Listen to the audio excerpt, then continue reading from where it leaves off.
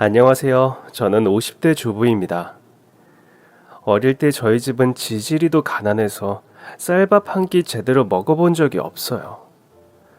부모님은 시골에서 작은 방앗간을 하셨는데 애들 다섯을 낳는 바람에 허리 펼 날이 없었습니다. 그 와중에 전 어릴 때부터 장사 수완이 좀 좋았는데요. 초등학생 때부터 방앗간에 가서 손님몰이를 좀 해왔는데 제가 있는 날은 평소보다 두 배를 벌었다며 부모님이 기뻐하셨죠. 중학교 때까지는 틈틈이 부모님 방앗간 일도 돕고 그랬는데 서울에 있는 고등학교에 진학하면서 상황이 많이 달라졌어요. 학교에 다녀야 하니까 새벽에 할 수 있는 알바란 알바는 안 해본 게 없어요. 우유 배달, 신문 배달은 기본이었고요. 배달하면서 다른 손님들 계약까지 따오니까 영업점 사장님이 저한테 학교 다니지 말고 같이 일을 하자고 하더라고요. 너 진짜 수완이 좋구나. 학교는 뭐하러 다녀? 이참에 나랑 같이 장사해서 이 돈이나 벌어보자. 아, 사장님, 역시 보는 눈이 있으셔. 그래도 기본 교육은 받아야 어디 가서 무시 안 당하고 살죠. 그럼 고등학교 졸업하거든 와서 나랑 같이 일하는 거다. 네, 사장님 최고. 하지만 넉살 좋게 웃은 뒤엔 돌아서서 침을 뱉었습니다. 아, 앞길 창창한 학생한테 평생 신문 배달만 하라는 거야, 뭐야. 어릴 때부터 장사를 자주 접하다 보니 사람 속이 더 훤히 보이더라고요. 그저 자기 이윤 남길 수 있으면 아무 소리나 하는 줄 아니까 저도 그냥 넉살 좋게 받아치고 다녔어요. 그렇게 아르바이트에 매진하고 있으니 성적이 좋진 않았습니다. 어차피 대학에 갈 생각은 없어서 반 애들이 수능 준비할 때 전 창업 준비를 했죠. 저녁에도 야간 자율 학습 대신 아르바이트를 했습니다. 그렇게 벌어서 모았더니 고등학교 3학년쯤 되니까 작은 사업 하나는 시작할 수 있겠더라고요. 전 주민등록증이 나오자마자 운전면허부터 땄고 꽃 도매업을 시작했습니다. 사업이 잘 되는 바람에 고3 때는 졸업만 할 수 있을 정도로 학교에 나갔죠. 덕분에 고등학교를 졸업하자마자 창업을 할 만큼의 돈이 모였어요. 졸업 후에도 한동안 도매업을 계속하면서 발품을 받았고 드디어 시장에 자리를 하나 얻었죠. 꽃 도매하던 아가씨잖아. 아유, 젊은 아가씨가 시장에서 뭘 팔려고? 그러나 저의 목적은 장사가 아니라 자리세를 받는 것이었습니다. 상인들을 계속 상대하다 보니 결국 매달 나가는 자리세가 곤욕이더라고요. 장사해도 자리세 내고 나면 남는 것도 없다는 얘기를 하도 듣다 보니 그 자리를 제가 차지해 볼까 싶더라고요.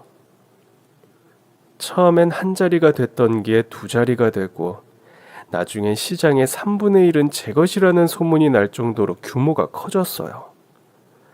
그마저도 더는 자리가 나지 않기에 나중엔 시장 입구 건물을 사들였죠. 시장 입구 건물은 유동인구가 많아서 일단 잡으면 대박이었기 때문에 월세도 나쁘지 않게 받았죠. 그렇다고 상인들 등쳐먹는 건물주는 아니었습니다. 어려울 땐 서로 도와가면서 20대부터 시장의 큰 손으로 불리기 시작했어요.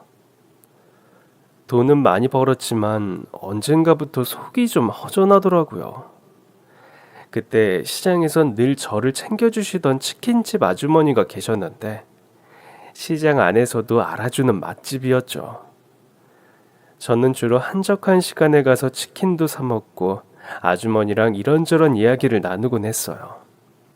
알고 보니 아주머니도 저와 같은 고향 사람이었거든요. 그 방앗간 알지? 지금도 하나? 옛날에 그 집 부모님이 하실 땐 지나가는 애들한테 가래떡을 똑똑 끊어서 조청에다가 푹 찍어서 맛있게 먹으라고 주시곤 했었어. 그땐 다들 얼마나 가난할 때야.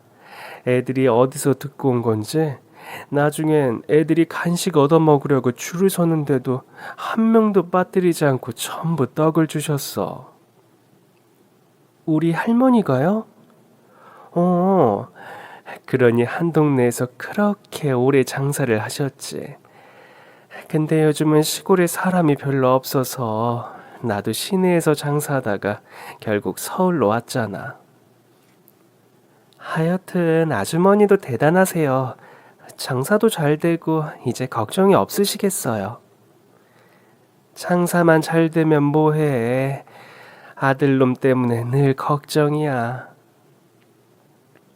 아주머니에겐 제 또래 아들이 있었어요. 좋은 대학 다닌다고 하지 않았어요? 그러니까 좋은 대학만 보내놓으면 뭘 하냐고. 왜요? 언제는 엄청 자랑하시더니. 애가 어릴 때부터 몸이 약하더니 약골에 자신감도 없고 여자친구 하나 못 사귀는 거야. 그러면서 아주머니는 제 눈치를 슬쩍 보시더라고요. 그 A는 있나? A는 무슨, 저 여태 돈만 벌었는데 무슨 애인이 있겠어요. 아니 왜? 돈도 많은데 남자도 좀 만나고 결혼해서 애도 낳고 살아야지. 언젠가는 되겠죠. 이상형 같은 건 있고? 왜요? 소개해 주시게요? 그럼 내 소개 받아볼래? 그때였습니다. 엄마, 가게로 제 또래 남자가 들어오더라고요. 한눈에 봐도 범생이로 보이던 그 남잔 치킨집 아주머니의 그 골칫덩이 아들이었습니다. 그런데 말로 들은 것보다 키도 크고 인물도 훤한 게 멋있어 보이더라고요. 공부만 하게 생겼는데 저한텐 없는 걸 가진 사람이라 그런지 좀 신비해 보이기도 했어요. 치킨집 아주머니는 기다렸다는 듯이 아들에게 달려갔습니다. 아이고, 여기 우리 아들이야. 아들, 인사해. 우리 시장의 젊은 큰손이야. 아주머니도 참. 안녕하세요. 네. 안녕하세요. 그러나 우리의 대화는 그게 끝이었습니다. 엄마, 집에 뭐 갖다 놓으라면서요. 아이, 저기 바로 갈라고? 과제가 많아요. 그래. 그는 아주머니가 챙겨준 것만 들고 인사도 없이 가게를 나가버렸어요. 전 조금 무안해서 먹던 치킨이나 마저 먹었죠. 그 집 치킨이 워낙 맛있다 보니 양념에 밥도 비벼 먹고 그랬거든요. 근데 그걸 그 남자가 봤다고 생각하니까 이상하게 창피하더라고요. 지금껏 한 번도 못 느껴본 부끄러움이었습니다. 아유, 제가 저렇게 사람 만나는 재주가 없고 공부만 한다고. 제 고등학교 때까진 시골에서 나왔고. 어머, 그럼 시골에서 공부해서 그 좋은 대학에 들어간 거예요? 과외는커녕 학원 한번 다녀본 적 없어. 우와, 머리가 진짜 좋은가 보다. 그렇다니까. 그러니 나중엔 뭐라도 하겠거니 생각은 하는데. 아이. 그러면서 치킨집 아주머니는 또다시 제 눈치를 살피셨어요. 우리 아가씨처럼 싹싹하고 똘똘한 처자만 만났으면 딱이겠다 싶은데. 아주머니는 며느리 학력은 안 보세요? 대학 안 나와도 괜찮아요? 대학 나와서 뭐하게. 하도 우리 애가 책상에 앉아서 공부하는 것만 보다 보니까 나도 신물나. 며느리는 나처럼 활동적이고 대화도 잘 통하고 세상 돌아가는 것 좀 잘하는 여자였으면 좋겠어. 그래요? 정말이세요? 정말이라니까. 마치 그 처자가 저인 것만 같아서 좀 부끄럽더라고요. 그렇지만 모른 척 집으로 돌아왔어요. 근데 자꾸만 축 늘어져 있던 치킨집 아들이 자꾸 생각나는 거예요. 그러다 명절에 고향집에 갔는데 동창 모임이 있다며 친구들에게 연락이 왔어요. 가보니 30명이 넘는 애들이 횟집에 모여 있는데 모르는 사람이 대부분이더라고요. 너 삼방 걔지? 방앗간집 딸. 맞아. 넌 누구야? 전혀 기억이 안 나는데? 야, 나 전교 2등이었거든. 뭐? 전교 1등도 아니고 2등? 그러자 그 친구가 옆에 있던 남자 동창을 툭 치면서 그러더라고요. 만년 전교 1등은 이 자식이었지. 덕분에 내가 만년 2등이었잖냐. 그러면서 가리킨 그 남자는 치킨집 아주머니 아들이었습니다. 이 자식 진짜 꼴통이었는데 전교 1등이면 뭐해. 맨날 우리한테 얻어맞고 다녔는데. 맞아, 찐따. 진짜 찐따 그 자체였지. 주변에 있는 남자 동창들이 그를 찐따라고 놀리며 낄낄거리는데도 치킨집 아주머니 아들은 그냥 웃어 넘기더라고요. 치킨집 아주머니를 통해 그가 저와 같은 중학교에 다닌 건 알고 있었지만 이렇게 만날 줄은 꿈에도 몰랐어요. 치킨집에서 봤을 때부터 워낙 소심해 보이기도 했고 이런 모임에 나올 거란 생각도 못한 거죠. 모두가 이 차를 외치던 그때 전 좀 피곤해져서 조용히 모임 장소를 빠져나왔습니다. 대부분이 대학을 다녀서 그런지 저처럼 사회에서 구른 사람과 다르게 동창들은 겉멋만 번지르르 한 게 재미가 없더라고요. 택시를 부르려고 주변을 두리번거리는데 저 앞 버스 정류장에 치킨집 아주머니 아들이 앉아있더라고요. 또 마주쳤는데 모른 척하기도 뭐해서 슬쩍 말을 걸었죠. 같은 동네면 같이 택시 타고 가요. 괜찮습니다. 그 명절이라 온 거예요? 아주머니도 와 계시나? 네, 와 계세요. 그렇구나. 그러나 대화는 뚝뚝 끊기기만 했죠. 침묵이 너무 어색해서 별로 궁금하지도 않은 질문을 했습니다. 전공이 뭐예요? 경영학이요. 제가 물으면 그는 대답만 할 뿐 저에게 뭘 더 묻진 않더라고요. 진짜 사회성이 전혀 없구나 싶어 갑갑했어요. 택시 진짜 안 탈 거예요? 택시 안 잡혀요.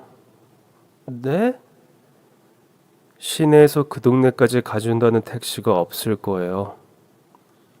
그때 저 멀리서 고향 동네로 들어가는 버스가 오더라고요. 이게 막차예요.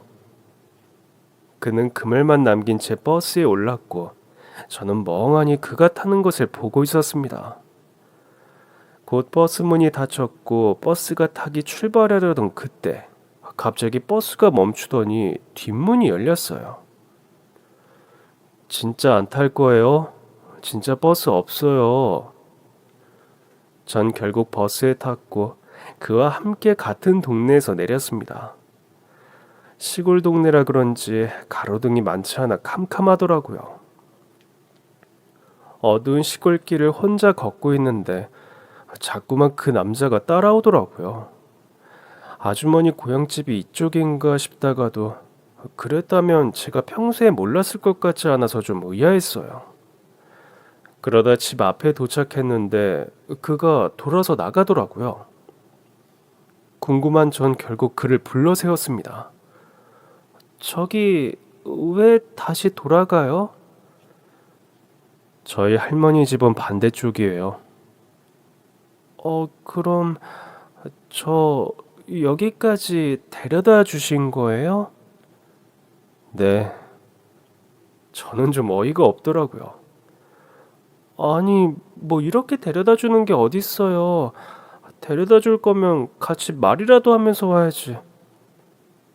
아, 제가 말주변이 없어서. 그래서 그냥 뒤에서 따라왔다고요? 네, 저랑 말하면 재미없으실 거예요. 전 그제야 그 사람을 조금은 알 것 같은 기분이 들었어요. 그날 이후 저는 그와 연락을 시작했고, 우리는 서울에서도 만나기 시작했습니다. 그게 우리 연애의 시작이었어요. 그는 저를 만난 뒤 점차 밝아지기 시작했어요. 그런 아들의 변화를 누구보다 좋아한 건 치킨집 아주머니였습니다. 남편이 대학을 졸업할 즈음 전 결혼 준비를 시작했어요. 알고 보니 우리 남편 사업 천재더라고요. 괜히 경영학과가 아닌 거예요. 저처럼 무턱대고 장사에 뛰어드는 게 아니라 체계적으로 접근하더라고요. 전 그런 그의 재능을 키워줄 수 있는 자본이 있었고, 그는 머리가 좋았고, 결혼 후 남편은 본격적으로 사업을 시작했어요. 결혼 후 2명의 아이를 낳았어요. 간혹 동창회 연락도 왔는데 아이들 키우느라 참석할 정신이 없더라고요. 여보, 당신이라도 좀 다녀오지 그래? 우리 결혼식도 가족끼리 해서 부르지도 못했는데 가서 한턱 쏘는 거 어때? 애들은 내가 볼게. 난 별로 안 가고 싶은데 당신 가고 싶으면 가. 왜 가기 싫은데? 말이 좋아 동창이지. 대부분이 나 괴롭혔던 애들이야. 그럼 그때 왜 왔어? 나 동창회에서 만났던 날. 어머니랑 할머니 댁 갔다가 길에서 마주쳐서 끌려간 거야. 다들 술에 취했길래 냉큼 도망 나왔다가 그때 당신이랑 만난 거지. 그 후 저희 부부는 동창회에 참석하지 않았어요. 그러는 사이 아이들도 장성했고 좀 심심하던 차에 남편의 휴대폰으로 전화가 오더라고요. 여보세요? 아, 혹시 부인이세요? 저 창훈이 동창이에요. 귀에 익은 목소리였지만 모른 척 물었습니다. 네, 맞아요. 그런데 무슨 일이시죠? 남편이 지금 화장실에 있어서요. 아, 안 그래도 결혼했다고 들었는데, 이 자식이 초대를 안 해주더라고요. 아, 죄송해요. 저희가 가족끼리 조촐하게 결혼식을 하느라. 아, 그럼 이제라도 같이 동창회 좀 오시면 어때요? 이번에 남자 동창들끼리 동창회 하거든요. 다들 아내랑 같이 올 예정이에요. 네, 좋아요. 장소 알려주세요. 저는 남편과 함께 티코를 타고 동창 모임이 열린다는 호텔로 갔습니다. 마침 차에서 내리던 동창들은 티코를 보곤 남편을 놀리기 시작했죠. 야, 나이 50 먹고 티코 타면 안 쪽팔려? 그 순간 호텔 총지배인이 우리 부부를 보고 달려와 대표님, 사모님 하고 불렀고 동창들이 놀라서 개거품을 물더군요. 사실 티코는 저희 차가 아니었습니다. 예전에 시어머니가 시장에서 치킨 장사를 하실 때 쓰던 차였죠. 낡아도 너무 낡은 티코를 타고 온 이유는 하나. 남편을 괴롭히다 못해 때리기까지 했던 동창들을 놀라게 해주고 싶어서였습니다. 결혼 후 1년쯤 됐을 때 시어머니가 암 진단을 받으셨어요. 시장에서 가장 잘 나가던 치킨집 문을 하루아침에 닫게 됐을 때 시어머니는 제 살을 찢어내는 것처럼 힘들어 하셨습니다. 암 고치고 와서 다시 하면 되는데 꼭 닫아야 할까? 어머니, 일단 가기는 세주고 치료에 전념하세요. 그 다음엔 또 해도 되는 거지? 완치되시면 다시 생각해 볼게요. 시어머니는 입이 삐쭉 나오셨고 전 남편에게 고민을 털어놨어요. 어머니가 치킨집에 미련이 많으시네. 완치하셔도 나이가 있으셔서 힘들 거야. 그러니까 어떻게 하면 어머니가 좀 덜 섭섭하시려나? 사실 남편의 사업 종목은 숙박업이었어요. 그즈음 국내에서 아직 알려지지 않은 명소를 찾아내 리조트를 짓고 있었거든요. 그러던 어느 날 남편이 저에게 그러더라고요. 사실 국내에도 좋은 곳이 많은데 숙박료 자체가 터무니없이 비싸잖아. 그런데 우리가 진짜 근사한 리조트를 합리적인 가격으로 사용할 수 있게 한다면 경쟁력이 분명 있을 거야. 국내 여행이 아직 활발하지 않던 때였지만 전 남편의 안목을 믿기로 했어요. 그렇게 남편의 1호 리조트는 대박이 터졌습니다. 실제로 주변이 관광지로 개발됐기 때문이었죠. 아무래도 남편은 이미 버려놓은 사업으로 너무 바쁠 때였습니다. 결국 제가 어머니의 한을 풀어드릴 치킨 브랜드를 론칭하기로 했습니다.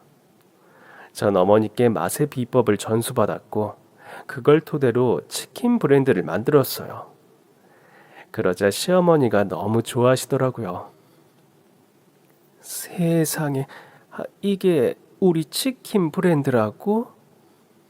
네, 시장에서 시작하신 어머니의 치킨을 전수받아서 만든 거예요. 대표는 저지만 실세는 어머니란 뜻이죠. 덕분인지 시어머니는 수술도 잘 받으셨고 완치 판정도 받으셨습니다. 실제로 우리 치킨 브랜드의 맛은 시어머니의 비법을 그대로 사용한 것이었어요. 당시 시장 치킨을 기억하시는 분들을 중심으로 입소문이 나기 시작하면서 체인점만 전국에 1,000개가 넘게 생겼습니다.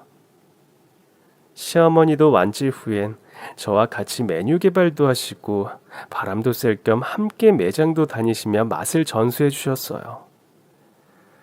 그렇게 사업도 잘 되고 아이들도 잘 크는데 남편이 가끔 악몽을 꾸는지 험한 잠꼬대를 하더라고요. 저리 안 가. 가라고. 하지마. 어떤 날은 남편의 비명에 아이들까지 깬 적도 있었고요. 또 어떤 날은 남편이 자다가 절 발로 차는 바람에 바닥으로 굴러 떨어진 적도 있었습니다. 얼마나 세게 찼던지 바닥에 떨어지면서 허리를 제대로 다쳤어요. 여보, 미안해.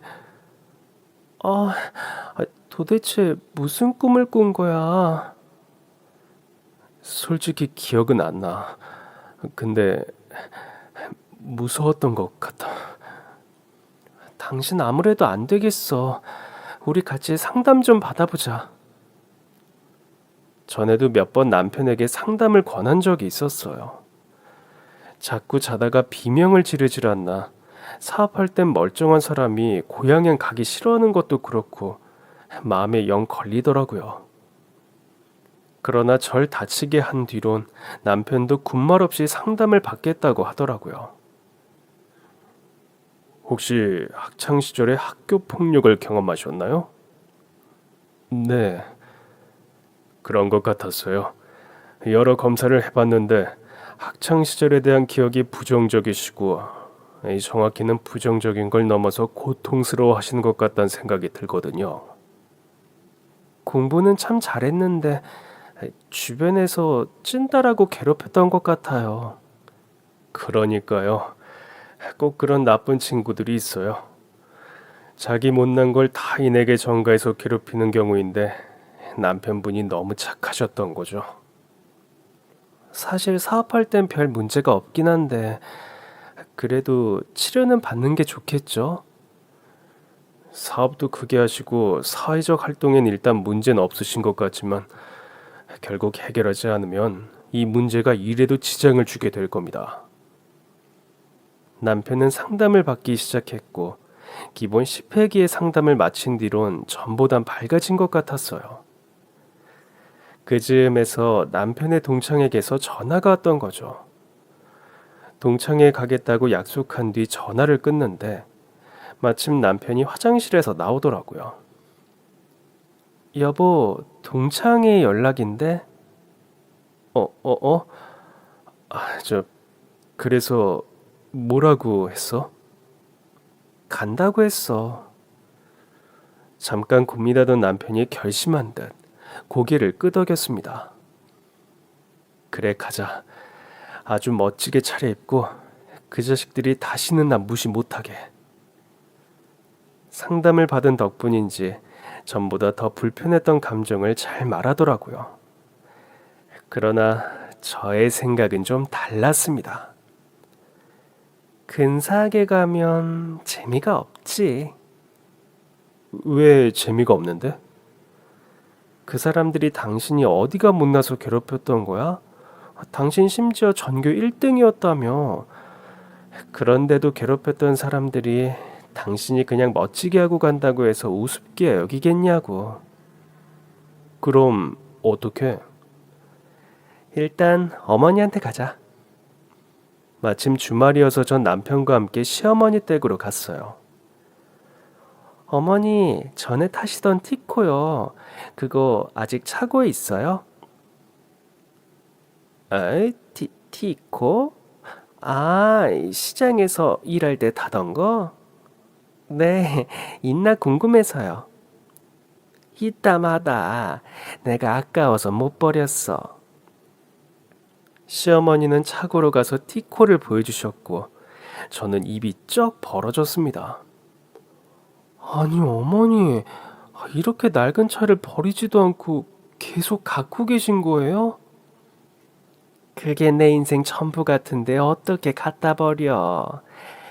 혼자 우리 아들 키우면서 급할 때마다 얼마나 욕이 나게 탔는데. 이 차로 배달도 가고 가끔 우리 아들도 데리러 가고. 아휴, 그땐 이 차에서 나는 기름 냄새가 그렇게 싫었는데. 아유, 말도 마라. 얘 사춘기 때 처음으로 나한테 싫은 소리를 하더라고. 뭐라고 했는데요? 엄마, 이제 닭 좀 그만 튀기면 안 돼? 이러는데, 아유, 내가 아주 머리통을 쥐어박았지. 맨날 튀김 냄새 맡아가며 닭 팔아, 제 학비대, 생활비대, 죽어라 사는 엄마도 있는데 그깟 냄새 좀 맡았다고 불평이냐고. 그렇게 한 대 쥐어박은 다음엔 아무 소리도 안 했어. 왜냐하면 내가 차에 안 태워줬거든. 기름 냄새 싫은 너는 그냥 걸어오라고. 우리는 그 얘기를 듣고 한참을 웃었습니다. 잘못은 확실히 가르치는 시어머니 덕분에 남편은 예의범절이 바른 사람으로 자란 것 같았어요. 다만 한 가지 궁금한 게 있었습니다. 일단 전 어머니께 티코를 빌리기로 했어요. 어머니, 저희 이 차 좀 며칠만 빌려주세요. 에? 저 차는 뭐하게? 타려고요. 아유, 엄마, 절대 안 된다. 창고에 처박아 둔이 있는 거지. 타는 건 절대 안 돼. 움직이지도 않을걸. 그럼 일단 정비소 불러서 검사해보고 문제 있으면 고쳐서 타죠 뭐. 아니, 니들 지금 타고 온 차도 있고 비싼 외제차도 한 대 더 있으면서 뭐하러 저 차를 타겠대.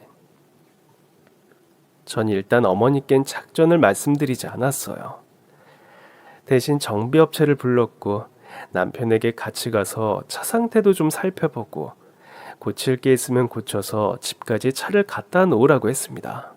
남편을 정비소로 보낸 뒤 어머니와 둘이 남은 전 궁금했던 걸 물었습니다. 어머니, 혹시 서울로 이사 오신 게 다른 이유는 아니었어요? 어? 아이, 무슨 다른 이유는 시골 시내라 장사가 잘 안 돼서 그랬다니까.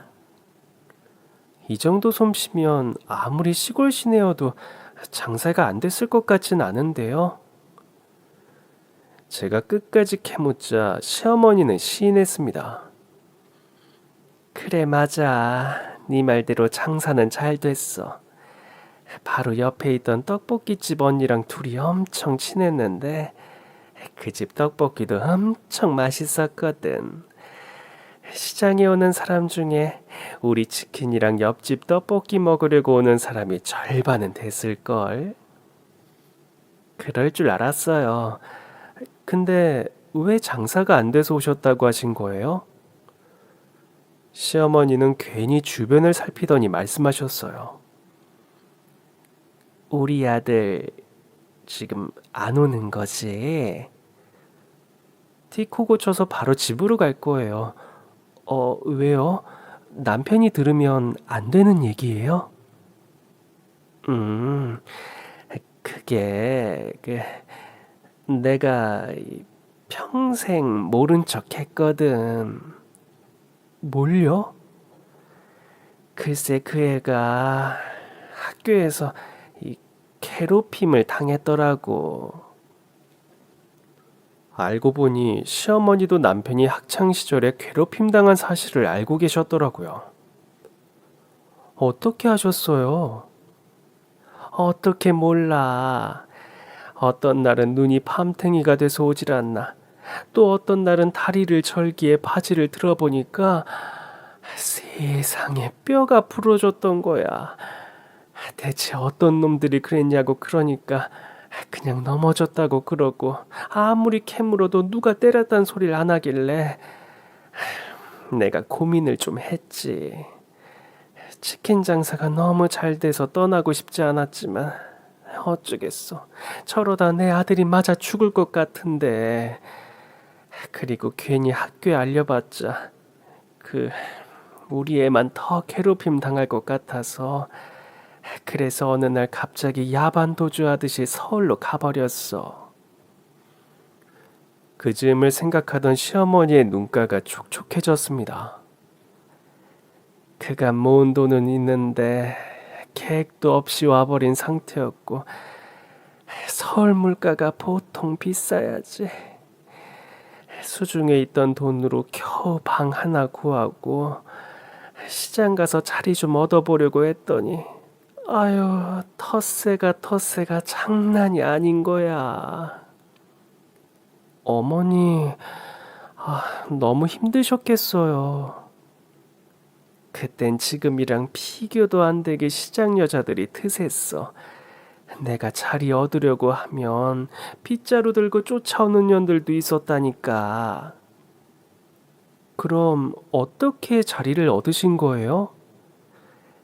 나중에 빗자루 들고 쫓아오던 년을 붙잡고 내가 무릎까지 꿇고 하소연했지. 아들이 공부를 정말 잘하는데 내 아들이 얻어맞아 죽게 생겨서 무턱대고 서울로 왔다.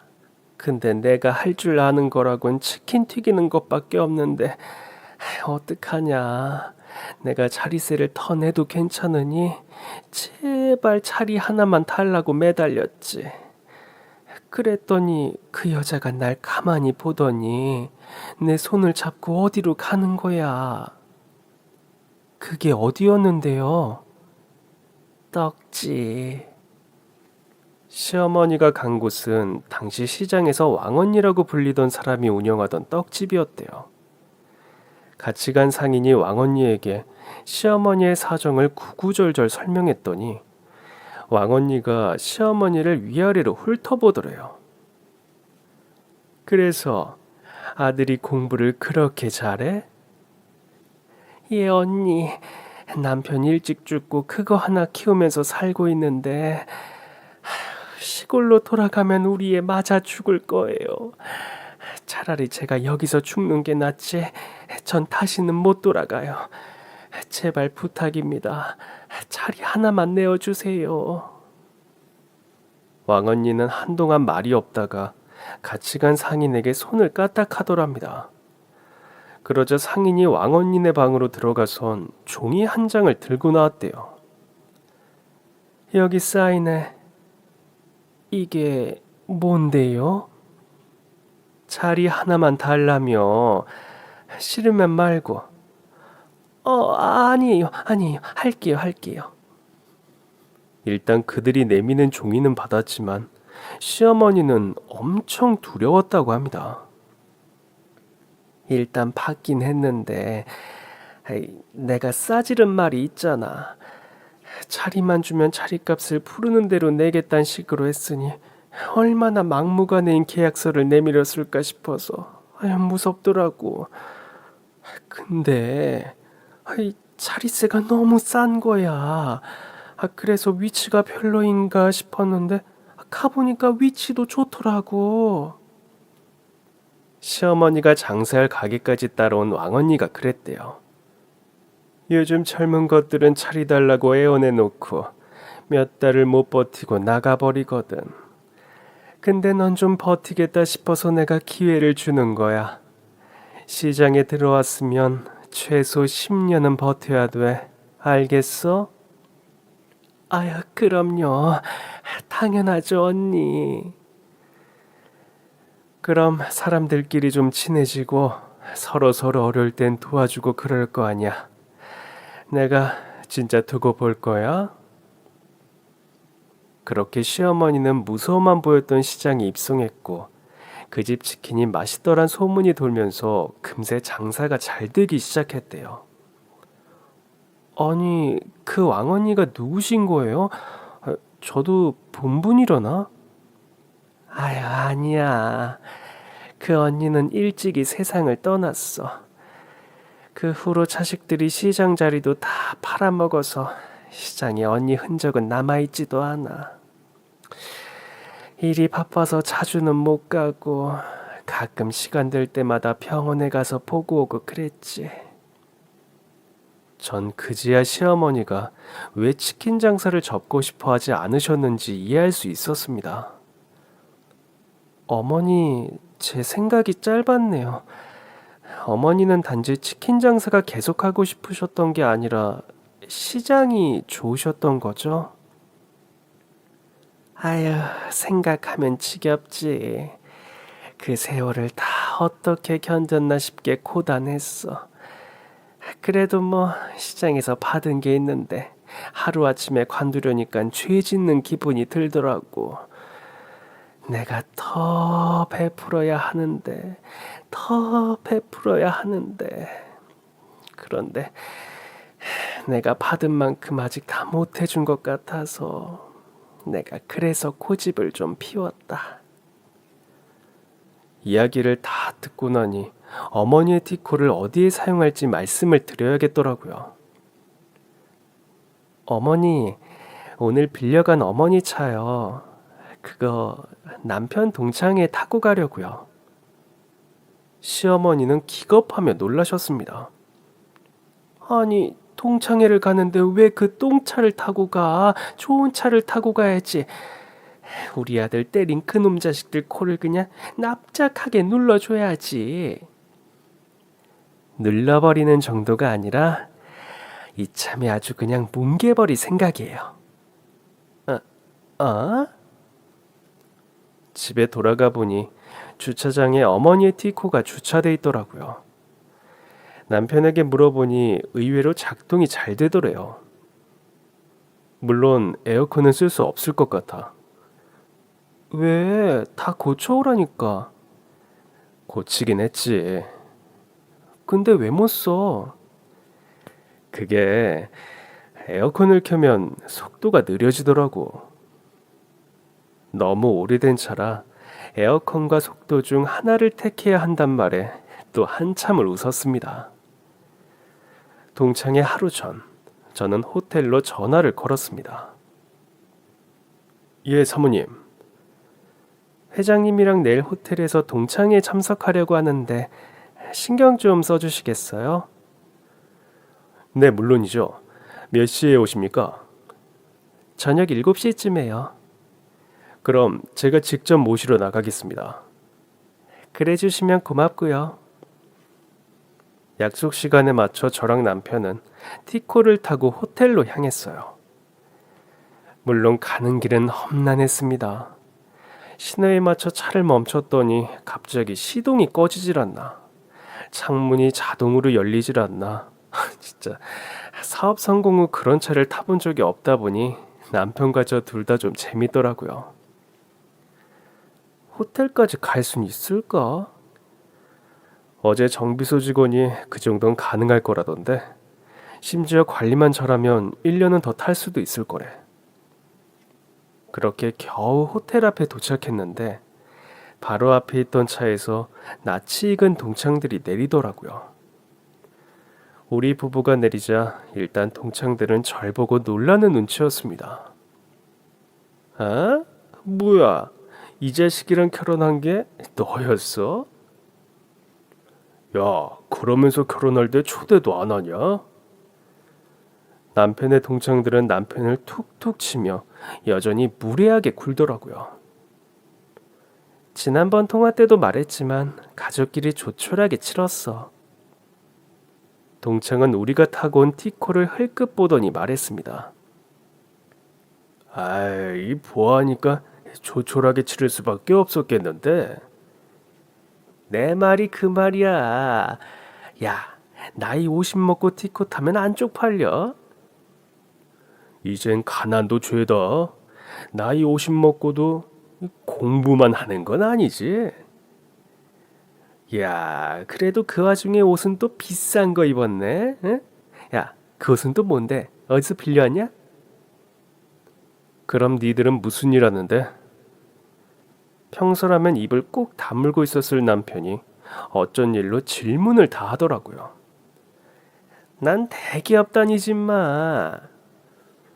난 공무원. 넌 뭐 하는데? 그들의 질문이 끝난 그 순간 호텔 총지배인이 저희 부부를 보고 달려오더라고요. 대표님, 사모님. 그는 숨이 차게 뛰어오더니 말했습니다. 아이고 죄송합니다. 제가 좀 늦었습니다. 안 늦으셨어요. 우리가 일찍 온 거죠. 정말 죄송합니다. 홀에서 갑자기 응급 상황이 생겨서요. 잘 해결은 했나요? 예, 매뉴얼대로 잘 해결했습니다. 우리 부부와 지배인의 대화에 동창들은 당황한 눈치였습니다. 아니 지금 뭐라는 거야? 대표님, 사모님? 남편은 여유로운 미소를 짓더니 말했습니다. 일단 들어가자. 들어가서 설명할게. 남편이 호텔 안으로 들어가려 하자 지배인이 달려가 먼저 문을 열었어요. 전 남편에게 팔짱을 낀 채 나란히 들어갔고 동창들은 우리 부부의 뒤를 허겁지겁 따라왔습니다. 대체 이게 어떻게 된 일이야? 아니, 너 무슨 사업해? 벤처기업? 아님 설마 중소기업? 가만히 듣고 있던 지배인이 동창들을 향해 말했어요. 저희 호텔 주인이십니다. 동창들은 믿기지 않는다는 듯 호텔 지배인의 신분을 확인하려 들었습니다. 에이, 지금 연기하는 거죠? 진짜 호텔 지배인 어디 있어요?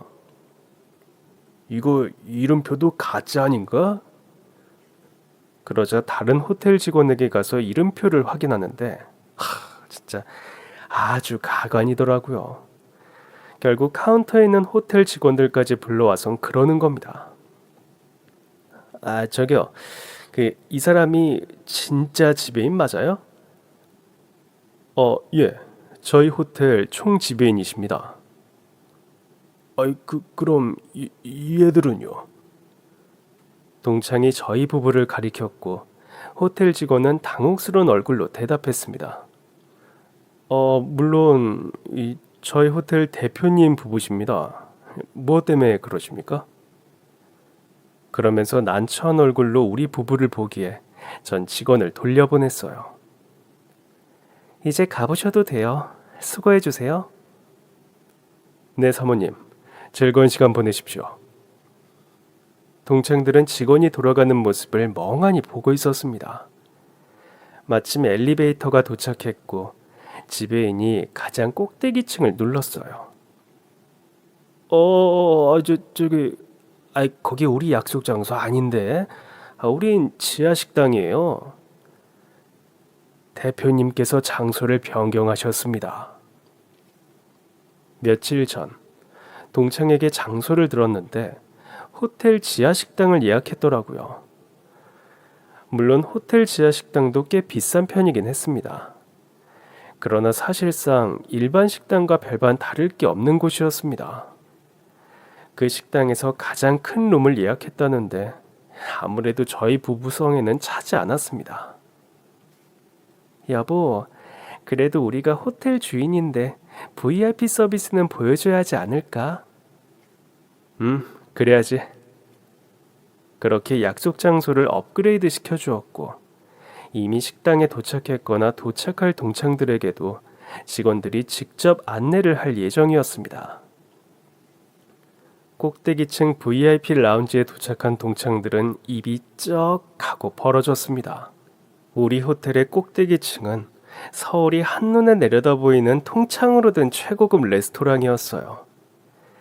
동창회를 즐길 수 있게 자리 배정까지 다 바꾸어둔 상태였고 저희 부부는 지배인이 안내하는 상석으로 가서 나란히 앉았습니다.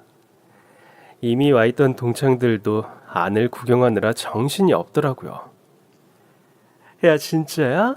네가 이 호텔 주인이라며. 지하에 갔다가 안내받고 깜짝 놀랐어. 맞아. 마음껏 즐겨. 야, 너 성공했다. 역시 잘 사는 애들은 요란하지가 않아. 아니, 이번 동창회 주최한 건 혹시 니들 아니야? 그러면서 다른 동창들이 우리 부부와 같이 온 두 동창을 보더라고요. 아이, 그래서 내가 호텔로 잡았잖아. 아유, 진짜. 아까 거기 보고 여기 보니까 비교가 안 된다. 말만 호텔이지 가격도 일반 식당이던데? 거기 주변 직장인들이 점심 먹으러 많이 와요. 부담 없이 식사만 할 수 있게 만든 곳이라 아무래도 특별한 모임을 하기엔 좀 아쉽더라고요. 남편을 노리던 두 동창은 어떠한 말도 하지 못한 채 자리에 앉았습니다. 동창들이 다 모이자 장내는 북적거렸습니다. 특별히 준비하게 한 호텔 대표 코스 요리를 제공했더니 다들 너무 좋아하더라고요. 그러나 웃지 못하는 두 사람도 있었죠. 아니, 무슨 로또라도 맞았냐? 네가 어떻게 이런 호텔을 사? 갑자기 산 건 아니고 너희가 아는진 모르겠지만 호텔 인수는 꽤 까다로워. 운영 능력도 검증을 받아야 하거든. 그래서 네가 그런 검증을 다 받았다고? 너 같은 찐따가 어떻게? 그 순간 맛있게 식사를 하던 동창들이 하나둘씩 눈살을 찌푸린 채 그들을 보기 시작했습니다. 그런 단어 진짜 오랜만에 듣는다. 아니지. 사실 그런 말 하는 거 니들 말고는 없었어. 아유, 야. 찐따를 그럼 찐따라고 하지? 뭐라고 해? 내가 뭐 없는 소리 했냐? 없는 소리 맞는 것 같은데? 더는 못 들어주겠더라고요. 부부 동반으로 와서 즐겁게 식사하는 동창들이 대부분이었습니다. 근데 그러고 보니 남편을 무시하는 두 동창의 곁엔 아내가 없더라고요. 우리 남편 전교 1등이었다는데 찐따 만든 건 니들 새치혀 아니니? 나중에 기억났어. 졸업할 때 우리 남편이 전교 1등으로 상 받았던 거 니들 다 기억하지?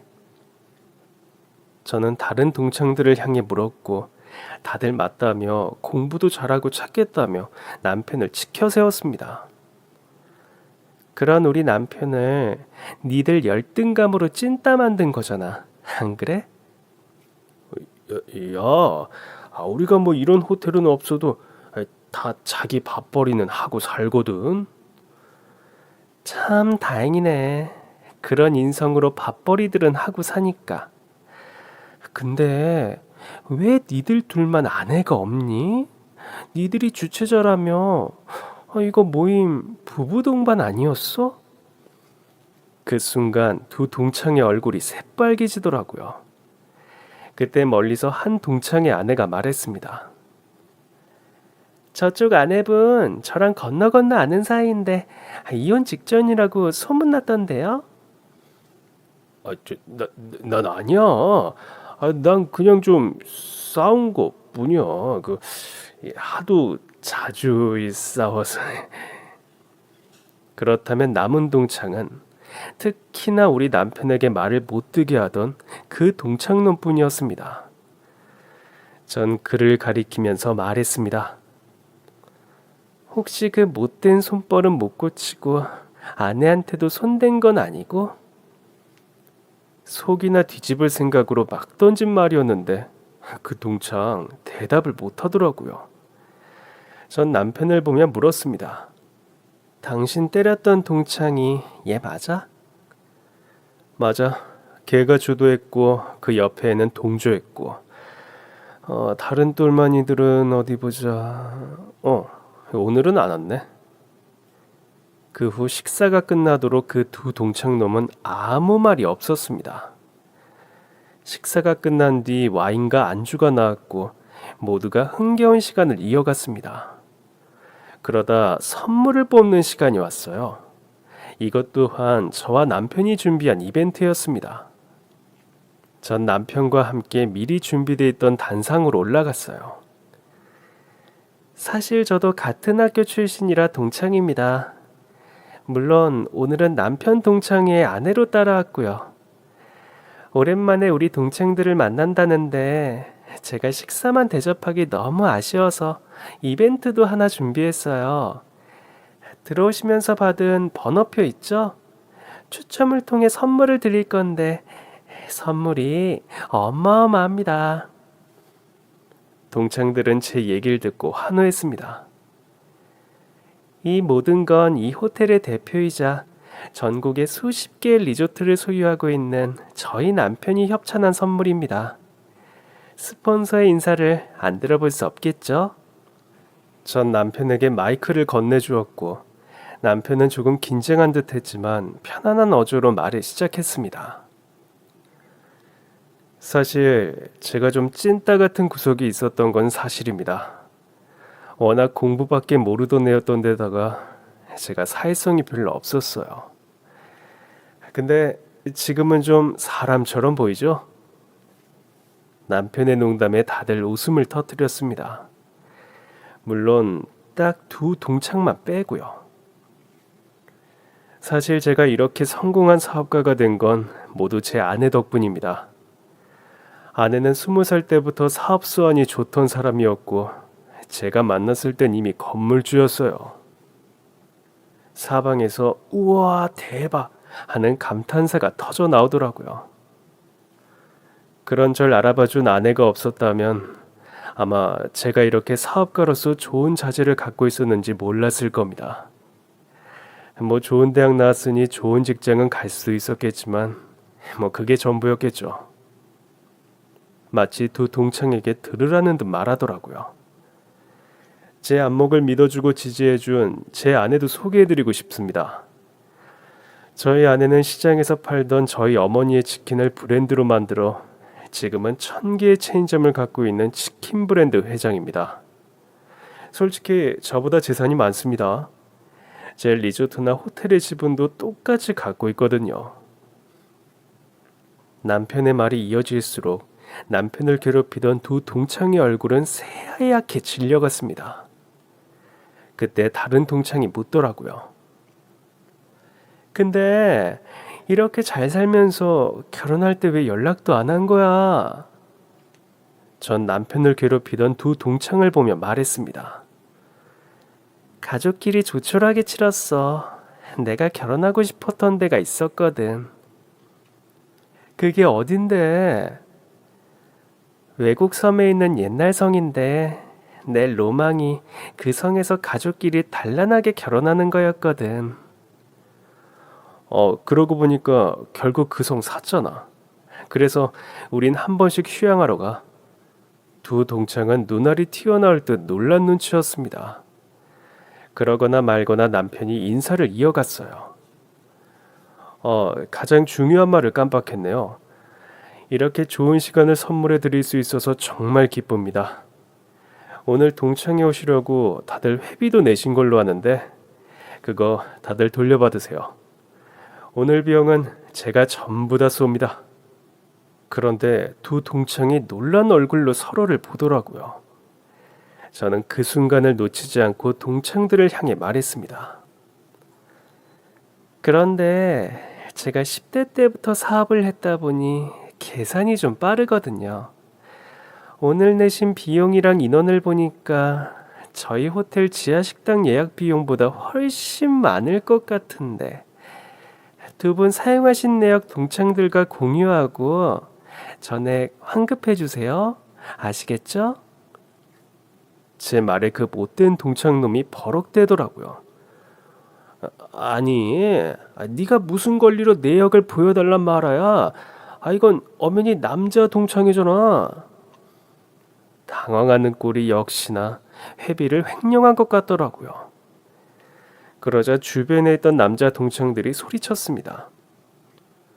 야, 임마, 당연히 사용 내역을 공개해야지.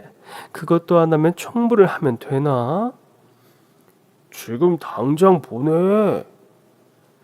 결국 두 동창은 그 자리에서 내역서를 공개할 수밖에 없었고 호텔 지하식당 비용은 걷었던 회비의 절반밖에 안 된다는 사실이 들통나고 말았습니다. 와, 이 자식들 완전 사기꾼들 아니야? 야, 니들 같은 놈들이 진짜 찐따지. 해먹을 게 없어서 동창들 등을 헤쳐먹어? 두 동창은 가진 욕을 다 들어먹으며 있는 돈 없는 돈을 다 긁어 겨우 동창들에게 회비를 돌려주었습니다. 그리곤 화장실에 간답시고 다시는 돌아오지 않더라고요. 모든 상황을 마친 뒤 우리는 다시 선물 추첨을 시작했고 놀랍게도 1, 2등은 도망간 두 동창놈들이었습니다. 선물은 고가의 의류관리기와 안마의자였지만 다시 추첨해 선물의 주인은 바뀌었죠. 그날 이후 남편의 상담 횟수를 줄였어요. 이젠 악몽도 꾸지 않고 자다가 절 발로 차는 일도 없었습니다. 시어머니께 티코를 돌려드리며 동창회에서 있었던 이야기를 들려드리니 이제야 묵은 체중이 가신 것 같다며 기뻐하시더라고요. 전 그날 동창회에 온 동창 모두에게 호텔 숙박권을 선물로 보냈습니다. 물론 그 나쁜 두 동창놈만 빼고요. 근데 여보, 동창들한테 돈을 너무 많이 쓰는 거 아니야? 동창회 비용도 우리가 내고 선물도 우리가 마련한 건데. 여보, 내가 설마 그 동창들 예쁘다고만 줬을까? 그럼 왜 준 건데? 아니 뭐 우리 대신 그 자식들한테 찐따라고 해준 것도 고맙고 하지만 더 큰 이유는? 더 큰 이유는? 이게 바로 지인 마케팅이지. 이미 VIP 라운지도 이용해 받겠다. 호텔룸까지 이용해 받겠다. 분명히 또 오게 돼 있어. 이왕 호텔 예약할 거면 우리 동창 호텔로 가자. 이렇게 된다니까? 그리고 분명 우리 호텔 VIP가 될 만한 애들도 분명 있었을 거야. 원래 진짜 뭐가 있는 사람은 조용히 있지 요란하지 않잖아.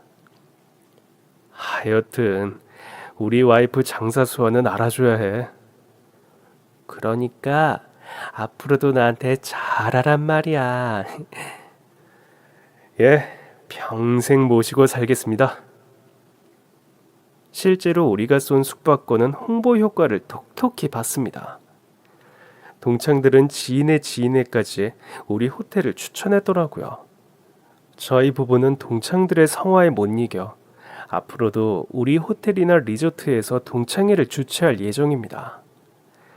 물론 그 나쁜 두 동창놈에게도 초청장은 보낼 생각입니다. 물론 아마도 오지는 못하겠지만요. 그럼 지금까지 제 긴 사연 들어주셔서 정말 감사합니다. 오늘도 행복한 하루 되세요.